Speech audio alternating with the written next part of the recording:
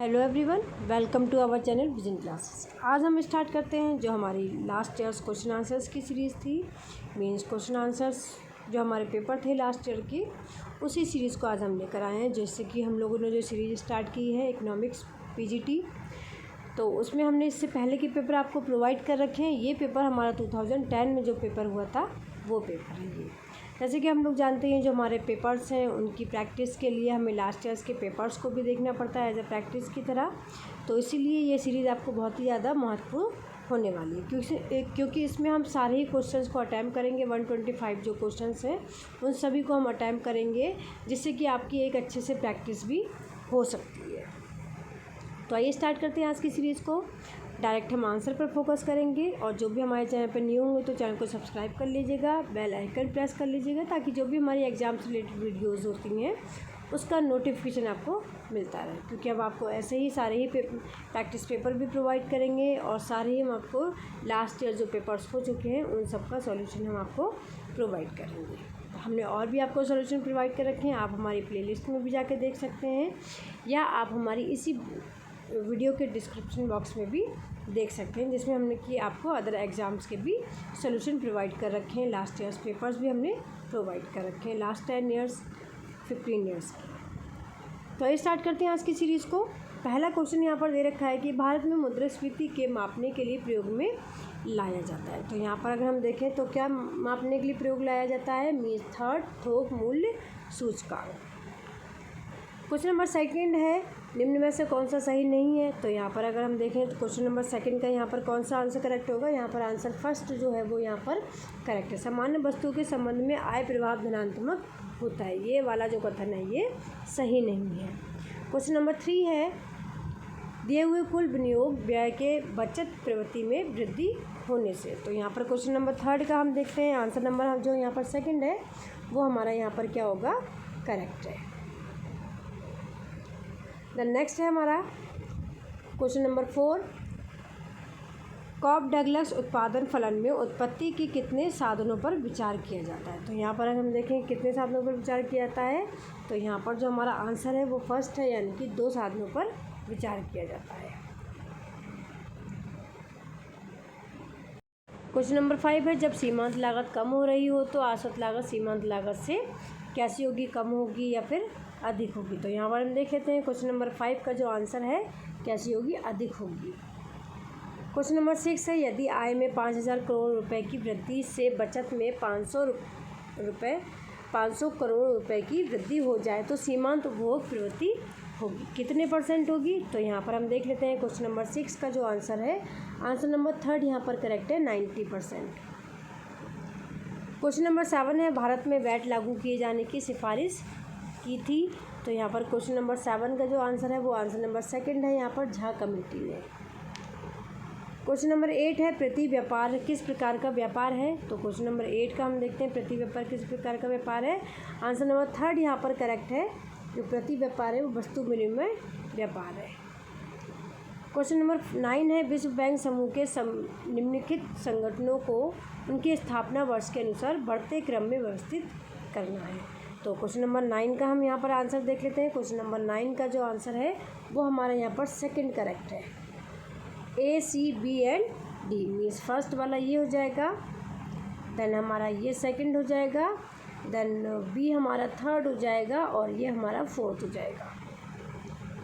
Question number 10 है, वर्ष 2006 और 7 में GDP की वृद्धि दर क्या थी? तो क्वेश्चन नंबर 10 का हम यहाँ पर आंसर देख लेते हैं। क्वेश्चन नंबर 10 का यहाँ पर आंसर जो है वो आंसर नंबर 3 यहाँ पर करेक्ट है, 9.4%। क्वेश्चन नंबर 11 है, भारत जैसे देश में जहाँ बहुत सारे लोग अपनी वास्तविक आय छिपा ले जाने में सफल रहते हैं, वहाँ निम्न में से किस कर की वृद्धि सामाजिक न्याय की दृष्टि से उचित होगी? तो यहाँ पर हम क्वेश्चन नंबर 11 का आंसर देख लेते हैं। क्वेश्चन नंबर 11 का जो करेक्ट आंसर है वो हमारा यहाँ पर आंसर नंबर 4 है,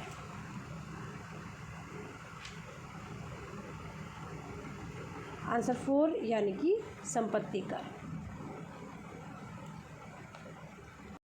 द नेक्स्ट है क्वेश्चन नंबर 12, अंतर्राष्ट्रीय विकास संघ की स्थापना वर्ष है। मीन्स कौन सी इसमें वर्ष है? तो यहाँ पर हमारा जो आंसर 4 है वो यहाँ पर हमारा करेक्ट है, 19 60। द नेक्स्ट है क्वेश्चन नंबर 13, बाजार की अपूर्णता की कोटि निम्नलिखित में से किसके द्वारा प्रदर्शित की जाती है। तो यहाँ पर हम क्वेश्चन नंबर 13 का आंसर यहाँ पर देख लेते हैं। फर्स्ट जो है P माइनस MC/E के द्वारा प्रदर्शित की जाती है। क्वेश्चन नंबर 14 है, 12वें वित्त आयोग की सिफारिशें हैं। तो यहाँ पर हम क्वेश्चन नंबर 14 का आंसर देख लेते हैं। आंसर नंबर सेकंड जो है वो यहाँ पर हमारा क्या है, करेक्ट है, 2005 और 10 के लिए। क्वेश्चन नंबर 15 है, अंकटान की स्थापना हुई थी। तो यहाँ पर हम देख लेते हैं कि अंकटान की स्थापना कब हुई थी। तो आंसर नंबर फर्स्ट जो है वो यहाँ पर हमारा क्या है, करेक्ट है, 1964 में। यहाँ पे हमारा 1964 होगा, 1964 में हुई थी। ये वाला आंसर हमारा यहाँ पर करेक्ट है। द नेक्स्ट है हमारा क्वेश्चन नंबर 16, दीर्घकाल में सभी लागतें कैसी होती हैं। तो यहाँ पर हम देख लेते हैं दीर्घकाल में सभी लागतें कैसी होती हैं। मीन्स जो हमारी कैसी होती हैं, स्थिर तथा परिवर्तनशील दोनों ही होती हैं। तो इस तरह से क्वेश्चन नंबर 17 हमारा है, विश्व बैंक प्रदान करता है। क्वेश्चन नंबर 17 का है, विश्व बैंक क्या प्रदान करता है। तो आंसर नंबर फर्स्ट जो है वो यहाँ पर करेक्ट है, विकासशील देशों को मुलायम ऋण। क्वेश्चन नंबर 18 है, निम्नलिखित मांग वक्रों में से कौन सा एक स्थिर लोच वाला वक्र नहीं है। तो क्वेश्चन नंबर 18 का यहाँ पर हम आंसर देख लेते हैं। क्वेश्चन नंबर 18 का यहाँ पर आंसर हमारा है सेकंड, जो सेकंड है वो हमारा यहाँ पर आंसर करेक्ट है। क्वेश्चन नंबर 18 का सेकंड यानी कि आयतित अतिपरवलय। क्वेश्चन नंबर 19 है, सीमांत लागत संबंधित नहीं है। तो क्वेश्चन नंबर 19 का यहाँ पर हम आंसर देख लेते हैं। आंसर सेकंड जो है वो यहाँ पर हमारा करेक्ट है, कुल स्थिर लागत से। क्वेश्चन नंबर 20 है, सीमांत लागत ज्ञात करने का सूत्र कौन सा है। तो यहाँ पर हम देख लेते हैं, जो क्वेश्चन नंबर 20 है उसका फर्स्ट वाला आंसर यहाँ पर करेक्ट है। ये सीमांत लागत ज्ञात करने का सूत्र है। क्वेश्चन नंबर 21 है, स्फीति संबंध प्रतिरोध से तात्पर्य है। तो 21 का हम यहाँ पर आंसर देख लेते हैं। 21 का यहाँ पर सेकंड जो है वो यहाँ पर आंसर करेक्ट है। 22 है, आधार वर्ष में भारत और अमेरिका के बीच विनिमय दर 1 रुपया पर 5 सेंट है तथा दोनों देशों में कीमत सूचकांक 100 है। अब चालू वर्ष 2011 में भारत में कीमतों का सूचकांक बढ़कर 400 तथा अमेरिका में सूचकांक बढ़कर 200 हो जाता है, तब नई विनिमय दर क्या होगी। तो 22 का यहाँ पर हम आंसर देख लेते हैं। आंसर सेकंड जो है वो यहाँ पर करेक्ट है, 1 रुपये equals to 250 cent. Question number 23 है, रिकॉर्ड का तुलनात्मक लागत सिद्धांत है। तो 23 का यहाँ पर हम आंसर देख लेते हैं। आंसर नंबर जो फर्स्ट है वो यहाँ पर हमारा करेक्ट है, दो वस्तु मॉडल। 24 है, डिश टीवी का सिग्नल है। तो यहाँ पर हम देख लेते हैं डिश टीवी का सिग्नल क्या है। तो यहाँ पर आंसर फर्स्ट जो है वो हमारा यहाँ पर क्या है, करेक्ट है, सार्वजनिक वस्तु। 25 है, यदि अर्थव्यवस्था में इस वर्ष में 8% स्फीति आंकी जाए तो इसका अर्थ क्या होगा। तो यहाँ पर हम देख लेते हैं 25 का जो आंसर फर्स्ट है वो यहाँ पर हमारा करेक्ट है। 26 है, मांग की आड़ी लोच होती है। तो यहाँ पर हम आंसर देख लेते हैं, मांग की आड़ी लोच क्या है। तो यहाँ पर संयुक्त मांग वाली वस्तुओं में ऋणात्मक है। द नेक्स्ट है, तरलता जाल की अवधारणा किसने विकसित की थी। तो यहाँ पर हम देख लेते हैं, आंसर जो कीन्स है वो यहाँ पर आंसर हमारा करेक्ट है, आंसर फर्स्ट, कीन्स ने विकसित की थी। 28 सुम्पटर के अनुसार उद्यम करता आर्थिक लाभ इसलिए कमाता है क्योंकि। तो यहाँ पर हम देख लेते हैं 28 का जो यहाँ पर आंसर है वो हमारा फर्स्ट यहाँ पर करेक्ट है, वह नवप्रवर्तक होता है। क्वेश्चन नंबर 29 है, विश्व व्यापार संगठन। तो यहाँ पर हम देख लेते हैं विश्व व्यापार संगठन का आंसर हमारा जो फोर्थ है वो यहाँ पर करेक्ट है, गैर सदस्यों द्वारा स्थापित एक अंतर्राष्ट्रीय व्यापार संगठन है। क्वेश्चन नंबर 30 है, प्रतिकूल भुगतान संतुलन को ठीक करने के लिए निम्न उपायों में से कौन सा उपाय मौद्रिक नहीं है। तो यहाँ पर हम क्वेश्चन नंबर 30 का आंसर देख लेते हैं। क्वेश्चन नंबर 30 का जो आंसर है वो फोर्थ यहाँ पर करेक्ट है, आयात प्रतिबंध। 31 है, पूर्ण प्रतियोगिता की वह कौन सी विशेषता है। तो यहाँ पर हम देख लेते हैं 31 का जो आंसर है वो थर्ड यहाँ पर करेक्ट है, एक रूप उत्पादन। 32 है, यदि उत्पादन फलन एक कोटि समजातीय है तो निम्न में से क्या सत्य है। तो यहाँ पर हम 32 का आंसर देख लेते हैं। जो सेकंड है वो यहाँ पर हमारा करेक्ट है, पैमाने के प्रतिफल स्तर है। क्वेश्चन नंबर 33, एक सीधी रेखा वाली मांग वक्र के मध्य भाग को की लोच बराबर है। तो यहाँ पर हम देख लेते हैं 33 का जो हमारा यहाँ पर आंसर है वो थर्ड यहाँ पर करेक्ट है, 1। क्वेश्चन नंबर 34 है, एक फर्म तब एक उत्पादन करेगी जब। तो यहाँ पर 34 का है, यहाँ पर क्या होगा, AC = AR, फर्स्ट यहाँ पर करेक्ट है। क्वेश्चन नंबर 35 है, उत्पादन की कुल लागत बराबर है। तो 35 का यहाँ पर आंसर देख लेते हैं। फर्स्ट वाला आंसर यहाँ पर करेक्ट है, जब स्थिर लागत प्लस परिवर्तनशील लागत हो। क्वेश्चन नंबर 36 है, संतापकारी समृद्धि की संकल्पना के प्रतिपादक कौन है। तो 36 का यहाँ पर हम आंसर देख लेते हैं। जगदीश भगवती जो है वो इसके प्रतिपादक है। 37 है, यदि मांग पूर्णतः बेरोजगार हो तब कर का संपूर्ण भार पड़ेगा। किस पर पड़ेगा। तो यहाँ पर हम 37 का आंसर देख लेते हैं। सेकंड है यहाँ पर क्रेता पर पड़ेगा। 38 है, निम्न में से कौन सा एक केंद्रीय बैंक का कार्य नहीं है। तो 38 का यहाँ पर हम आंसर देख लेते हैं। जो फर्स्ट है वो यहाँ पर करेक्ट है, साख सृजन। 39 है, मुद्रा के मूल्य का फिशर का समीकरण संबंध स्थापित करता है। तो 39 का यहाँ पर हम आंसर देख लेते हैं। जो फर्स्ट है वो यहाँ पर हमारा आंसर करेक्ट है। क्वेश्चन नंबर 40 है, जब कोई देश अपनी मुद्रा का अवमूल्यन करता है तब इसका यह प्रभाव होता है। तो क्वेश्चन नंबर 40 का यहाँ पर हम आंसर देख लेते हैं। आंसर सेकंड जो है वो यहाँ पर करेक्ट है, आयात महंगे हो जाते हैं और निर्यात सस्ते हो जाते हैं। क्वेश्चन नंबर 41 है, theory of games and economics behaviour के लेखक कौन है। तो यहाँ पर हम देख लेते हैं। आंसर फोर्थ जो है वो यहाँ पर हमारा करेक्ट है, न्यूमैन मोरगेनस्टर्न है। क्वेश्चन नंबर 42 है, प्रथम क्षेत्रीय ग्रामीण बैंक की स्थापना की गई थी, मीन्स कब की गई थी। तो 42 का यहाँ पर आंसर देख लेते हैं। 1775 में की गई थी, यानी कि आंसर फर्स्ट जो है वो यहाँ पर करेक्ट है। 43 है, शून्य आधार बजट की अवधारणा के प्रतिपादक कौन थे।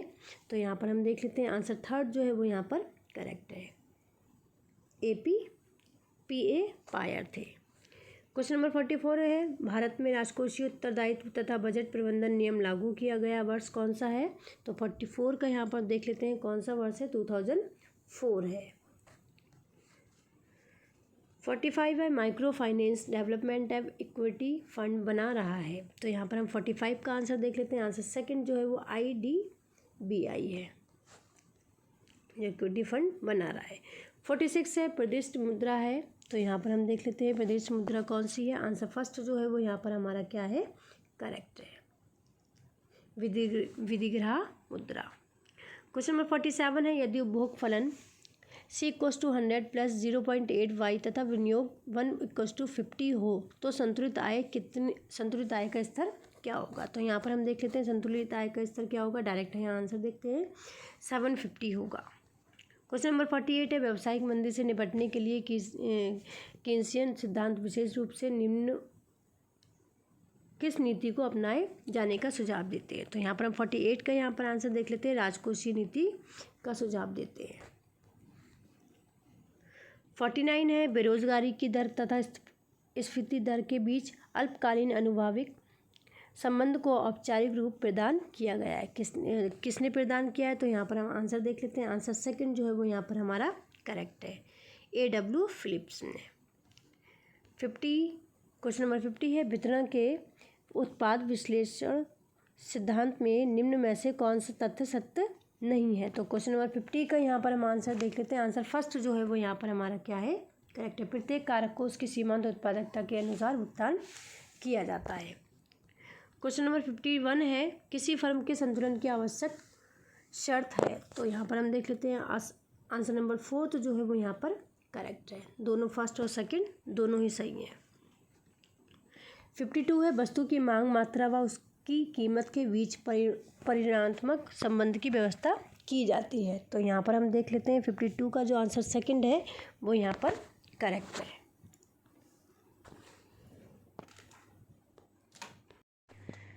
नेक्स्ट है 53, उपभोक्ता साम्य में होगा जब। तो यहाँ पर हम देख लेते हैं 53 का जो हमारा आंसर फर्स्ट है वो यहाँ पर हमारा क्या होगा, करेक्ट होगा। 54 है, आयताकार अति परवलय आकार का वक्र है। तो यहाँ पर हम 54 का आंसर देख लेते हैं। 54 का यहाँ पर आंसर हमारा फर्स्ट करेक्ट है, AFC। 55 है स्फीतिकारी प्रवृत्तियों को नियंत्रित करने के लिए प्रयोग किया जाता है। तो 55 में हम देख लेते हैं क्या प्रयोग किया जाता है। मीन्स आंसर यहाँ पर फोर्थ जो है वो यहाँ पर हमारा करेक्ट है। इनमें से सभी का प्रयोग किया जाता है। 56 है अंतर्राष्ट्रीय व्यापार के प्रतिष्ठित सिद्धांत के अनुसार दो देश व्यापार इसलिए करते हैं कि। तो 56 का यहाँ पर आंसर देख लेते हैं। आंसर फोर्थ जो है वो यहाँ पर करेक्ट है, यानी कि उत्पादन की दशाएं भिन्न हैं। 57 है भारतीय स्टेट बैंक की स्थापना हुई थी। तो भारतीय स्टेट बैंक की स्थापना देख लेते हैं। स्थापना हुई थी 57 का आंसर जो है वो यहाँ पर फर्स्ट करेक्ट है, गोरवाला समिति की संतुष्टि पर स्थापना हुई थी। 58 है कर में कीमत में जुड़ जाता है तब। तो 58 का यहाँ पर आंसर देख लेते हैं, जब मांग अत्यधिक बेलोचदार हो। देन 59 है यदि कर की दर सभी आय वर्गों के लिए समान हो तो वह कर क्या होगा। तो 59 का यहाँ पर आंसर देख लेते हैं। आंसर थर्ड जो है वो यहाँ पर करेक्ट है, अनुपातिक होगा। क्वेश्चन नंबर 60 है गिवन वस्तु के संबंध में कीमत उपभोग वक्र कौन सा है। तो यहाँ पर हम देख लेते हैं। क्वेश्चन नंबर 60 का आंसर नंबर फोर्थ जो है वो करेक्ट है, किसी एक अक्ष की ओर झुक जाएगा। 61 है निम्न में से कौन सा एक पूर्ण प्रतियोगिता की आवश्यक शर्त नहीं है। तो यहाँ पर हम देख लेते हैं आवश्यक शर्त कौन सी नहीं है। जो आंसर फोर्थ है वो यहाँ पर हमारा करेक्ट है, विक्रय लागतों की उपस्थिति।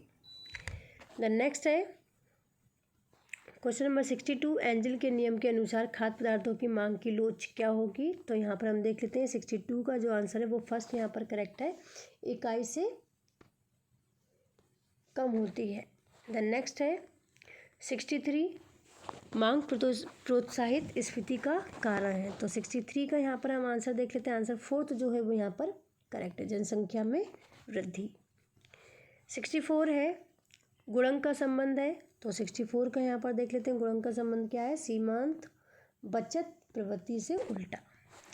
65 है समानता करारोपण में समानता के सिद्धांत को किसके द्वारा संतुष्ट माना जाता है। तो 65 का यहाँ पर आंसर देख लेते हैं। फर्स्ट जो है वो यहाँ पर आंसर करेक्ट है, समानुपातिक करारोपण को माना जाता है।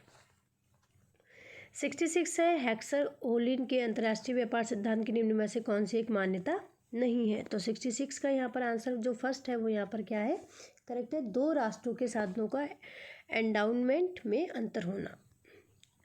क्वेश्चन नंबर 67 है जनसंख्या विस्फोट जनांकीय संक्रमण सिद्धांत की किस अवस्था से संबंधित है। तो 67 का यहाँ पर आंसर जो है वो सेकंड यहाँ पर करेक्ट है, द्वितीय अवस्था से संबंधित है। 68 है सामान्य लाभ को परिभाषित करती है।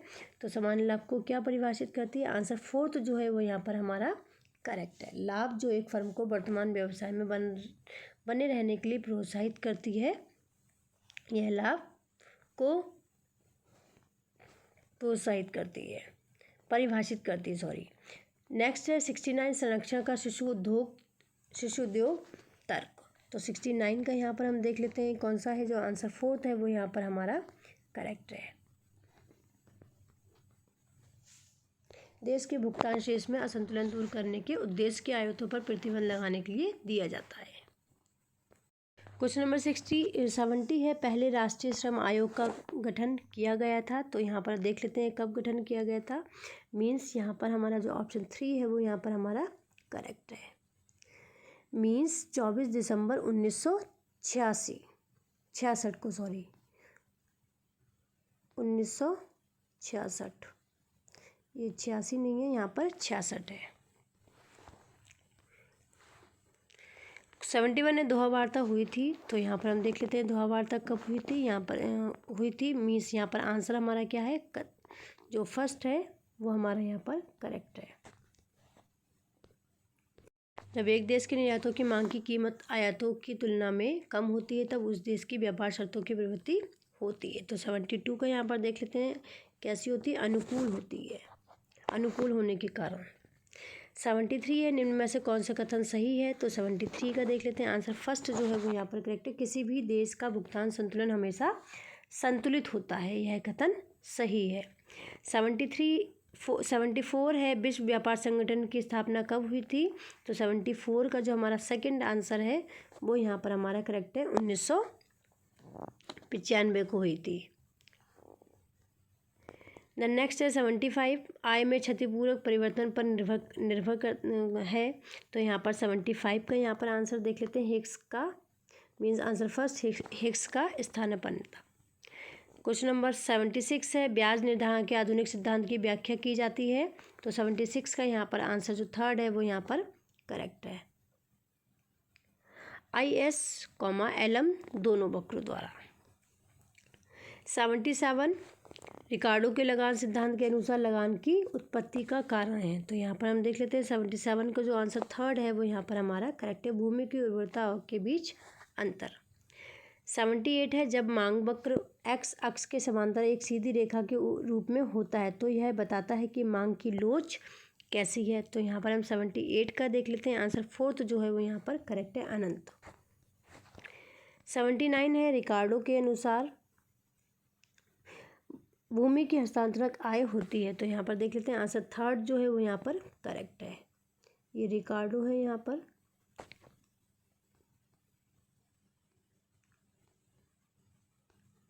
रिकार्डो। द नेक्स्ट है 80, IDBI किसके स्वामित्व में कार्य कर रही है। तो यहाँ पर हम आंसर देख लेते हैं, आंसर फर्स्ट जो है वो यहाँ पर हमारा करेक्ट है,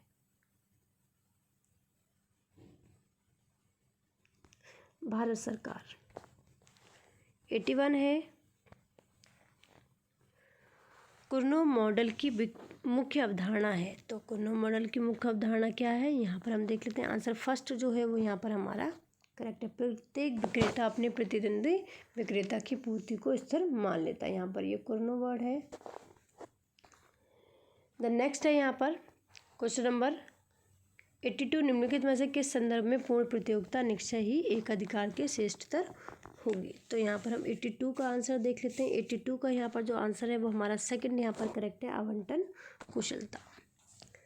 द नेक्स्ट है हमारा 83, प्रोफेसर कीन्स निम्न में से किसे अच्छा नहीं मानते थे। तो यहाँ पर हम 83 का आंसर देख लेते हैं, किसे अच्छा नहीं मानते थे, आंसर फोर्थ जो है वो यहाँ पर हमारा करेक्ट है, बेरोजगारों को।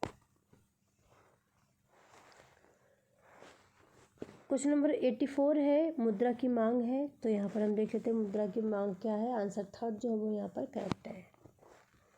85 है, एक उपभोक्ता के रूप में आय कैसी होगी। तो यहाँ पर हमारा फोर आंसर करेक्ट है, उपयोगिता को अधिकतम करेंगे।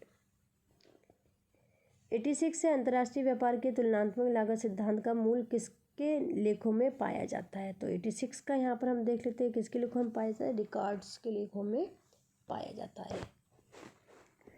क्वेश्चन नंबर 87 है, क्रय शक्ति समता सिद्धांत का प्रतिपादन किया, किसने प्रतिपादन किया। तो 87 का यहाँ पर आंसर देख लेते हैं। 87 का यहाँ आंसर हमारा थर्ड जो है वो यहाँ पर करेक्ट है, जी कैसल ने। 88 है, अंतर्राष्ट्रीय व्यापार के आधुनिक सिद्धांत का श्रेय दिया जाता है। तो 88 का यहाँ पर आंसर फर्स्ट जो है वो यहाँ पर करेक्ट है। 89 है, नाबार्ड की स्थापना किस वर्ष में हुई थी। तो 89 का यहाँ पर हम आंसर देख लेते हैं, आंसर सेकंड जो है वो यहाँ पर हमारा करेक्ट है, कब हुई थी, 1982 में। क्वेश्चन नंबर 90 है, कौन सा एक स्रोत सरकार के राजस्व का स्रोत नहीं माना जाता है। तो यहाँ पर आंसर जो फोर्थ है वो यहाँ पर हमारा करेक्ट है, आंतरिक ऋणों को और जमाओं का संग्रह है। 91 है, समुत्पाद वक्र का ढाल मापता है। तो यहाँ पर हम देख लेते हैं, आंसर फर्स्ट जो है वो यहाँ पर करेक्ट है, प्रतिस्थापन की सीमांत दर। 92 है, कुल उपयोगिता अधिकतम होती है जब। तो यहाँ पर हम देख लेते हैं कि 92 का जो हमारा आंसर है वो यहाँ पर फर्स्ट यहाँ पर करेक्ट है, सीमांत उपयोगिता शून्य हो। द नेक्स्ट हमारा क्वेश्चन नंबर 93 है, आयताकार अति परवलय वक्र की लोच बराबर है। तो यहाँ पर हम देख लेते हैं वक्र की लोच बराबर है, और यहाँ पर हमारा जो आंसर होगा वो फर्स्ट यहाँ पर हमारा करेक्ट है, एक यहाँ पर ये वक्र है, वक्र की लोच बराबर है। देन नेक्स्ट है 94, सीमांत उपयोगिता को जिस सूत्र से ज्ञात किया जा सकता है तो वह कौन सा है। तो 94 का यहाँ पर हमारा आंसर फर्स्ट जो है वो करेक्ट है, TUN-1। 95 है, मांग की लोच इकाई के बराबर होगी जब सीमांत आय होगी। तो 95 का यहाँ पर हम आंसर देख लेते हैं। आंसर सेकंड जो है वो यहाँ पर करेक्ट है, जब शून्य होगी। क्वेश्चन नंबर 96 है, भारत का सबसे बड़ा राष्ट्रीयकृत व्यापारिक बैंक है। तो यहाँ पर देख लेते हैं कौन सा है राष्ट्रीय व्यापारिक बैंक। तो जो आंसर थर्ड है, स्टेट बैंक ऑफ इंडिया।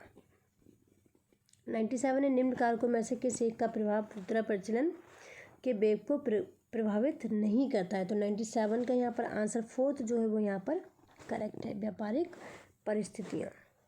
98 है, भारतीय रिजर्व बैंक द्वारा नोट निर्गमन की किस पद्धति का अनुसरण किया जाता है। तो 98 का यहाँ पर आंसर सेकंड जो है वो यहाँ पर करेक्ट है, न्यूनतम कोष पद्धति। 99 है, जिस ब्याज दर पर भारतीय रिजर्व बैंक वाणिज्यिक बैंकों की अल्पकालीन ऋण देता है उसे कहा जाता है। तो यहाँ पर हम आंसर सेकंड देख लेते हैं, वो यहाँ पर हमारा करेक्ट है, रिपो दर। 100 है, आप बाजार में वस्तु की कीमत।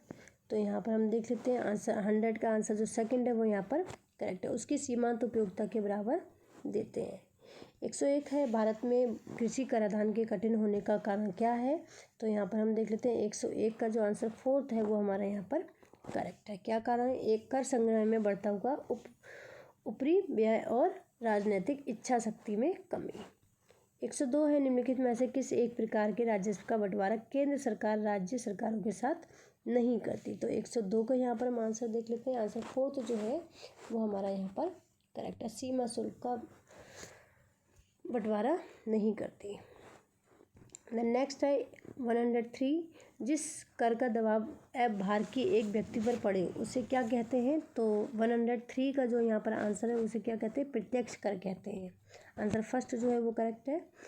104 यानी कि 104 है, मुद्रा परिणाम सिद्धांत के कैम्ब्रिज समीकरण में यदि कुल उत्पाद वाई तथा मुद्रा एम दोनों अपवर्तित रहें तो के में वृद्धि हो जाएगी। तो 104 का यहाँ पर आंसर देख लेते हैं, क्या होगा। आंसर फर्स्ट, निरपेक्ष मूल्य स्तर गिर जाएगा। नेक्स्ट है हमारा 105, कर अपवचन से तात्पर्य है। क्या कर अपवचन से तात्पर्य है। तो यहाँ पर आंसर फर्स्ट जो है वो यहाँ पर हमारा करेक्ट है, गैर कानूनी तरीकों से कर भुगतान ना करने की कोशिश। देन नेक्स्ट है हमारा 106, यदि निर्यात व आयातों की मांग की लोच इकाई के बराबर हो तब अवमूल्यन। तो 106 का यहाँ पर हमारा आंसर फर्स्ट जो है वो करेक्ट है, भुगतान शेष अनुकूल हो जाएगा। 107 है, एसडीआर के संबंध में क्या सत्य नहीं है। तो यहाँ पर देख लेते हैं, जो आंसर थर्ड है वो यहाँ पर करेक्ट है, इसका हस्तांतरण आसानी से हो जाता है। 108 है, फ्रीडमैन की समीकरण कौन सी है। तो यहाँ पर हम देख लेते हैं 108 में जो आंसर थर्ड है वो यहाँ पर हमारा करेक्ट है। 109 है, आभास लगान क्या है। तो यहाँ पर हम देख लेते हैं आंसर सेकंड जो है वो यहाँ पर करेक्ट है, दीर्घकालीन स्थायी अधिक्य है। 110 है, निम्न चित्र में उत्पादन बंद होने का बिंदु है। तो यहाँ पर हम देख लेते हैं, यहाँ पर आंसर सी जो है वो हमारा यहाँ पर करेक्ट है, यानी कि ऑप्शन फर्स्ट। देन नेक्स्ट है हमारा क्वेश्चन नंबर 111 है हमारा, निम्न में से कौन सा एक अप्रत्यक्ष कर नहीं है। तो यहाँ पर हम 111 का जो आंसर थर्ड है वो हमारा यहाँ पर करेक्ट है, निगम कर एक प्रत्यक्ष कर है, बाकी सब कैसे अप्रत्यक्ष कर है। देन नेक्स्ट है क्वेश्चन नंबर 112, उपभोग प्रवृत्ति में वृद्धि से संबंधित उपाय नहीं है। तो यहाँ पर हम आंसर फर्स्ट देख लेते हैं, ये हमारा यहाँ पर करेक्ट है, भूमिका समाजीकरण। 113 है, AR&MR तथा मांग की लोच के संबंध को दर्शाया जाता है। तो यहाँ पर हम आंसर देख लेते हैं, तो 113 का यहाँ पर हम आंसर देख लेते हैं, जो 113 का यहाँ पर आंसर है वो थर्ड यहाँ पर हमारा करेक्ट है। देन नेक्स्ट है क्वेश्चन नंबर 114, मूल्य वर्धित कर पर्यावर्त कर से अलग है क्योंकि मूल्य वर्धित कर। तो यहाँ पर हम देख लेते हैं, मूल्य वर्धित कर क्वेश्चन नंबर 114 का यहाँ पर आंसर फर्स्ट जो है वो यहाँ पर हमारा करेक्ट है। मेकर आधार से सामग्री की लागत घटाई जाती है।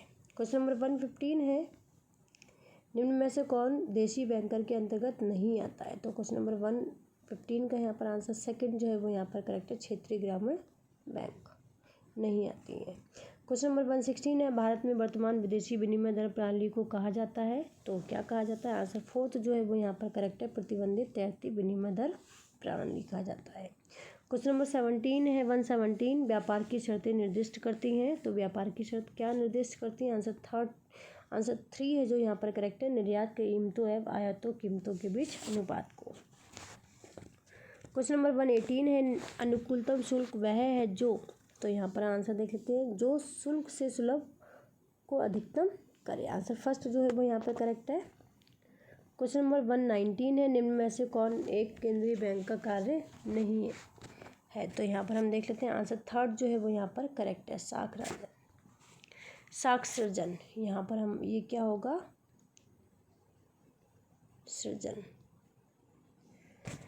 द नेक्स्ट है 120 आयताकार अति परवलय आकार मांगे वाले मांग वक्र की मांग लोच होगी। तो यहाँ पर 120 का देख लेते हैं कितनी होगी, मीन्स 1 हमारा यहाँ पर करेक्ट है, इकाई के बराबर होगी। 121 है, यदि सीमांत बचत प्रवृत्ति का मान 0.4 हो तो गुणक का मान क्या होगा। तो यहाँ पर हम आंसर देख लेते हैं, सेकंड जो है वो यहाँ पर हमारा करेक्ट है, 2.5 होगा। 122 है, एशियन बैंक विकास बैंक का मुख्यालय है। तो यहाँ पर हम देख लेते हैं, आंसर सेकंड जो है वो यहाँ पर हमारा करेक्ट है, मनीला में। द नेक्स्ट है 123 मनी इंटरेस्ट एंड प्राइसेस के लेखक कौन है।